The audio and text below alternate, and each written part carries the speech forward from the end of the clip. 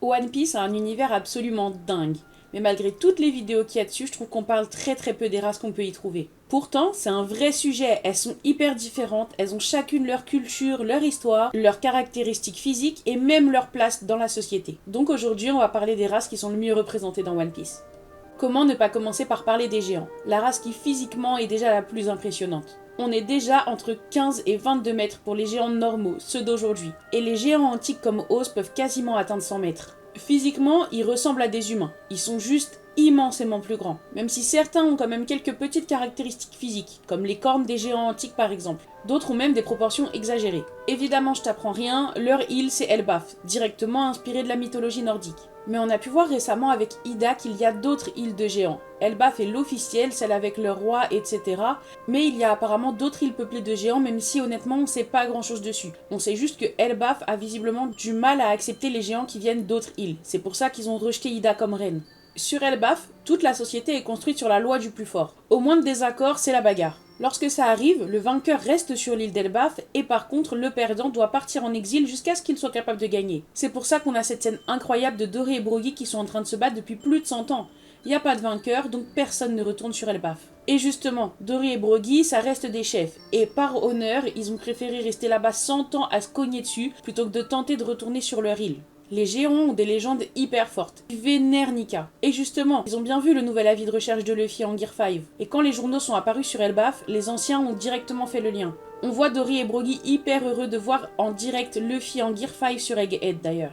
Pour les géants, leur place dans la société est assez ambiguë. La marine en recrute par exemple. John Giant est même carrément vice-amiral. Il y a aussi des géants qui deviennent des pirates, mais malgré tout, il y a clairement une méfiance réciproque avec les humains. Et les géants ont même une haine absolue envers Big Mom car elle avait ravagé leur île alors qu'elle était encore enfant. Du coup, ils sont une des rares races qui a refusé volontairement de rejoindre Totoland. Et justement, Big Mom, je peux pas faire une vidéo sur les races dans One Piece sans parler de Big Mom. Oui, elle c'est une humaine, on s'en fout complètement. Mais par contre, je t'apprends rien. Elle a fait une fixette à l'idée de réunir toutes les races sur son île. Elle en veut des habitants mais aussi des enfants hybrides. Big Mom a de nombreux enfants qui sont à moitié humains, donc venant d'elle, puisque oui, Big Mom est une humaine, et à moitié d'une autre race. Mais ça, on va revenir dessus plus tard quand on va parler des hybrides.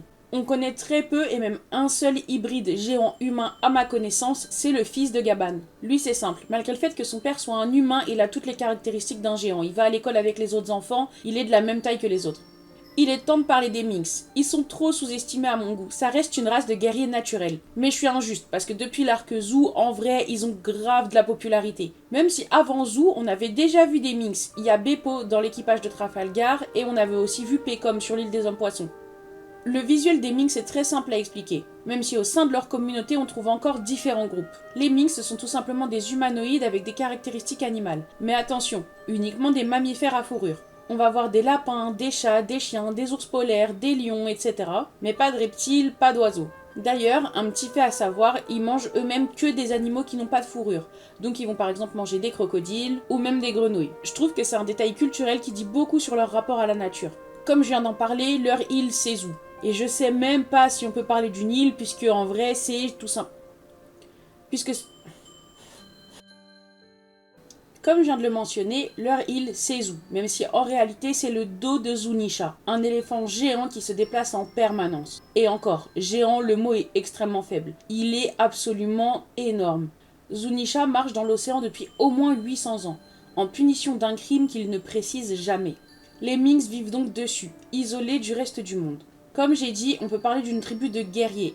Ils ont tenu tête à Jack, une des calamités de Kaido pendant plus de 5 jours, jour et nuit. Et ils ont jamais capitulé. Tout ça pour protéger Raizo qui était dans leur arbre. Zou a 2 dirigeants. Ils se partagent le jour et la nuit. Inuarashi c'est le chien, lui est là pour la journée. Et Nekomamushi c'est le chat, il est là pour la nuit.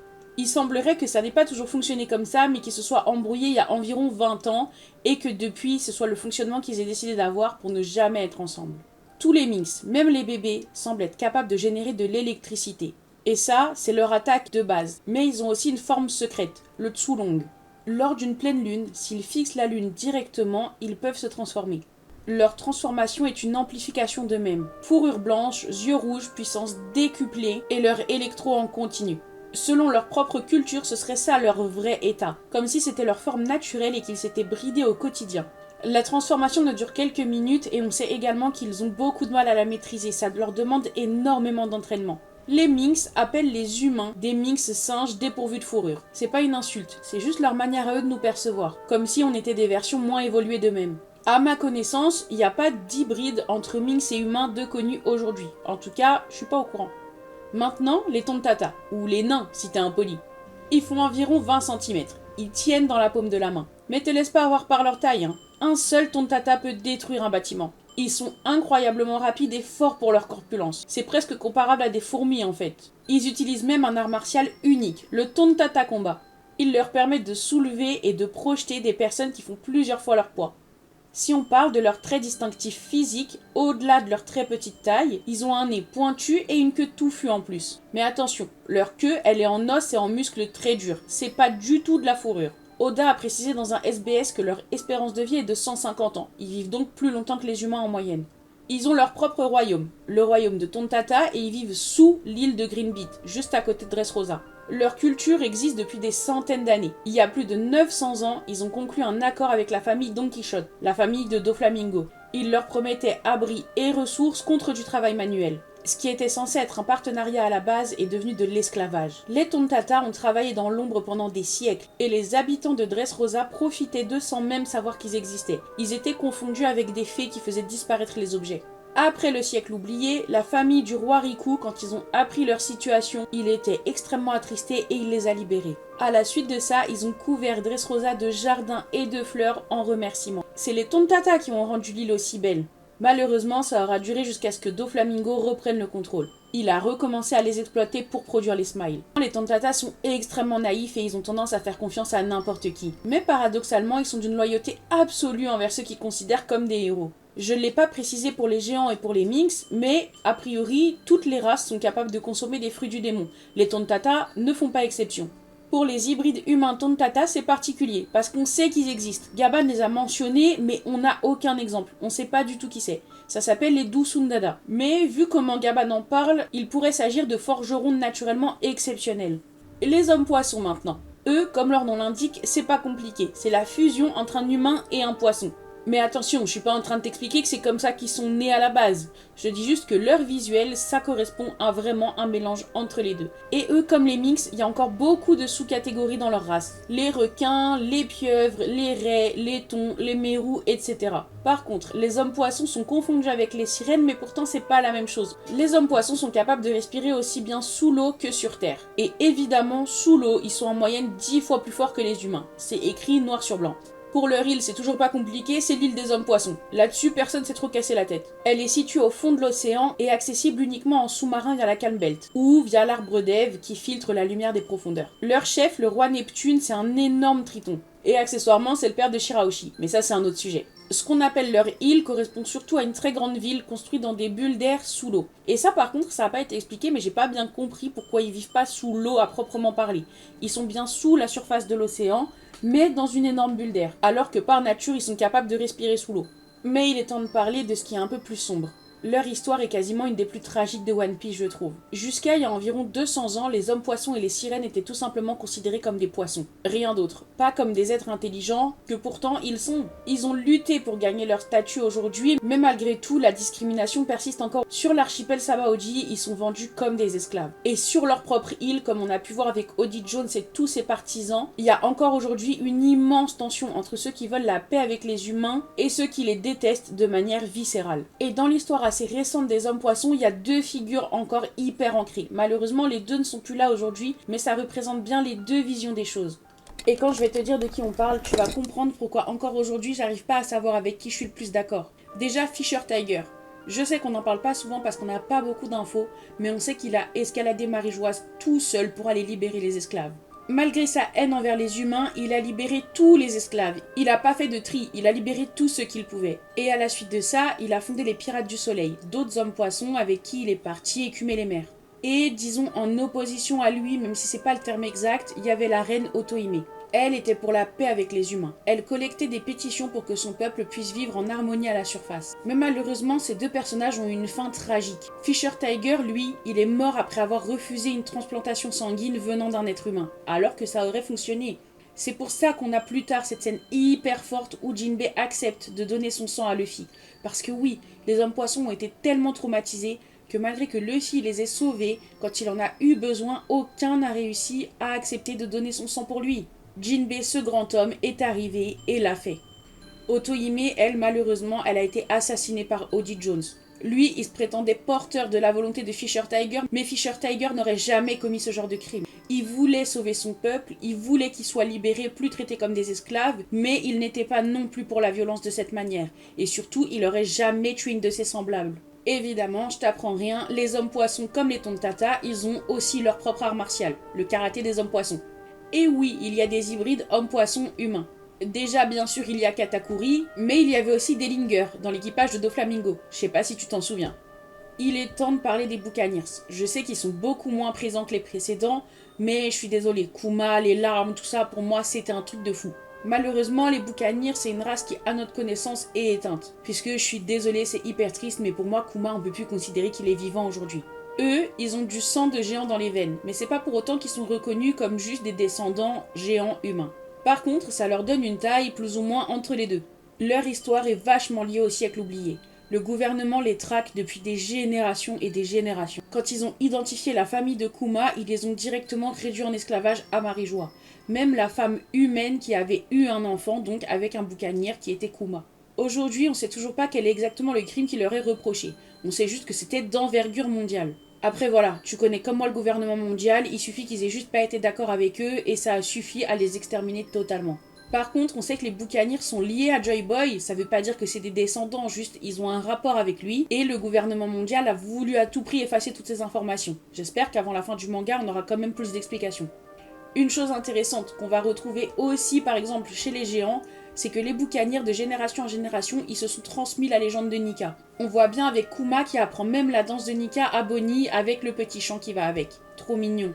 Même si, comme j'ai dit, cœur brisé, tout ça, tout ça. Il semblerait qu'il y ait quelques théories comme quoi Barbe Blanche en était un, mais franchement, écoute, moi, il n'y a pas de confirmation, je sais pas. On a aussi vu des humains être naturellement extrêmement grands, comme Big Mom. Elle, elle est confirmée humaine, elle était immense. Donc pourquoi forcément Barbe Blanche aurait une autre race? Je suis pas convaincue. Tant qu'il n'y a pas de confirmation, je suis pas convaincue. Et pour le coup, Kuma est un exemple d'hybride. Sa mère était une humaine, son père un boucanier. Donc oui, ça existe. Bonnie, par contre, n'en est pas une. Je tiens à rappeler que Kuma n'est pas biologiquement son père.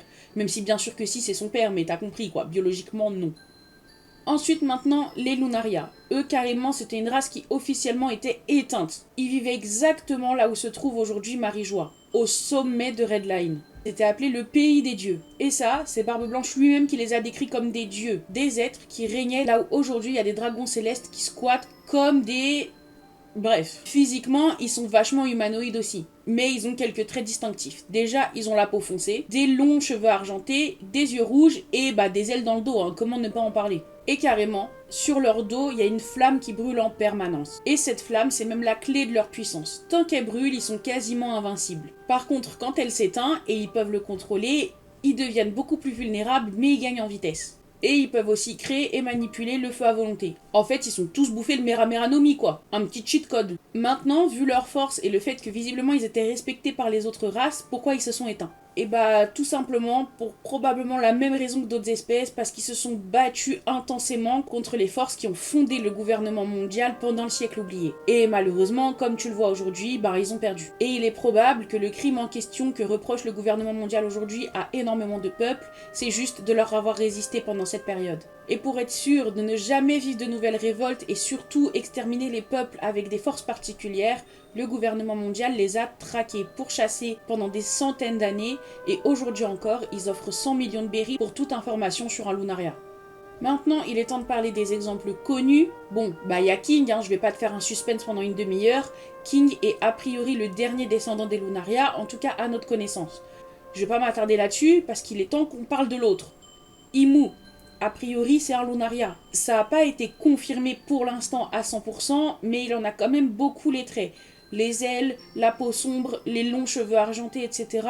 Bon, je vais pas partir sur une théorie complète maintenant, mais il est totalement possible qu'Imu ait été le chef des Lunaria à l'époque du siècle oublié ou légèrement avant, qu'il ait exterminé son propre peuple, parce que ça pouvait être dans les seuls à lui tenir naturellement tête. C'est pas impossible, en tout cas pas impossible qu'on ait quelque chose comme ça bientôt. Et bien sûr, a priori, il n'y a pas d'hybride, à part si on nous sort un enfant de King bientôt, il n'y a pas d'hybride. Il est temps de parler d'une des premières races introduites dans One Piece en dehors des humains, ceux qui viennent des îles Célestes, parce que je pense que tu les as clairement oubliés, ceux-là. En plus, je mets au pluriel parce que ça représente carrément 3 races aujourd'hui différentes. Donc il y a les Skypiéens qui viennent de Skypiea tout simplement, les Chandians qui viennent de Chandia et les Bilkans qui viennent de Bilka. Pour ces derniers, c'est la tribu d'Ener en fait. Ener, a priori, c'est pas un humain, c'est un Bilkan. Ces 3 races, ils sont pas ensemble pour rien, ils partagent tous une origine commune. Ils viennent de la Lune. Oui, je sais, on dirait l'histoire de Naruto, mais non, là je te parle bien de One Piece. Parce que je pense que beaucoup ont oublié, mais Ener vient de la Lune. Oui, il cherche à y aller, mais surtout il cherche à y retourner, parce qu'il en vient. En tout cas, c'est le cas de ses ancêtres. Ils ont tous des petites ailes dans le dos, mais elles servent pas à voler. En fait, les mecs, c'est des poules. Aujourd'hui, elles sont trop petites pour ça, c'est probablement des vestiges de l'époque où leurs ailes étaient plus grandes. Mais au fil des générations, elles ont rétréci. Je vais pas rentrer dans les détails pour chacun, ça date d'il y a longtemps, il y a de grandes chances qu'on ne les revoie jamais. Après oui, Ener probablement, surtout parce qu'il est extrêmement aimé par la communauté, donc c'est possible qu'Oda nous le ressorte. Mais de mon point de vue, c'était pas prévu à la base. Et évidemment, il n'y a pas d'hybride connu pour eux, on les a jamais vus se reproduire avec des humains. Et maintenant, il est temps de faire un petit chapitre sur les humains. Bah oui, malgré tout, pourquoi pas. Dans One Piece, ça reste la race dominante politiquement. Même si je viens de te dire que peut-être Imu c'est un Lunaria, mais c'est pas sûr. Par contre, évidemment, naturellement, c'est pas forcément la plus forte physiquement. Un humain à côté d'un boucanier et même d'un Lunaria, bah ça fait pas grand chose. Mais c'est comme ça. Les humains dirigent le gouvernement mondial, la marine, et même c'est en majorité des humains qui dirigent les équipages pirates. En fait, les humains sont absolument surreprésentés. Et c'est vraiment paradoxal parce que comme je viens de le dire, naturellement c'est loin d'être les plus forts. J'ai cité les Lunaria, etc. Mais pas seulement. Ils sont moins forts naturellement que les géants, que les Minks, que les hommes poissons. Bref, ils sont quasiment moins forts que tout le monde. Même les Tontatas, j'ai l'impression que naturellement ils sont plus forts que des humains. En fait, ce qui fait la force des humains, c'est surtout leur nombre. Et malheureusement, je suis pas là pour te parler de politique, mais c'est bien leur surnombre qui fait aussi qu'aujourd'hui ils se permettent de rendre d'autres races esclaves. Et bien sûr, c'est une honte. Qui peut me dire qu'il aime bien les dragons célestes ? Ils sont peut-être intéressants dans l'histoire, mais personne n'a d'affection pour eux, c'est pas possible. Et pourtant, c'est des humains. Et en plus, c'est même pas des humains forts, les dragons célestes, c'est des humains merdiques. Enfin bref, apparemment, le fait de ne pas être les plus forts mais d'être les plus nombreux a permis aux humains de surpasser les autres races et de les confiner à peu près chacun sur leur île. C'est franchement triste. Et voilà pour cette première vidéo sur les races dans One Piece. Je t'ai parlé des plus présentes, des plus développées dans le lore. Mais dans la prochaine, on va s'attaquer aux races plus mystérieuses. Et évidemment au chapitre que j'attends le plus, parce qu'il y a même des hybrides qui n'ont pas de part humaine. Et ça franchement j'ai trop hâte, même si malheureusement pas forcément il n'y a pas beaucoup d'exemples. Un like si t'as aimé, abonne-toi pour pas louper la suite, je te dis à très vite.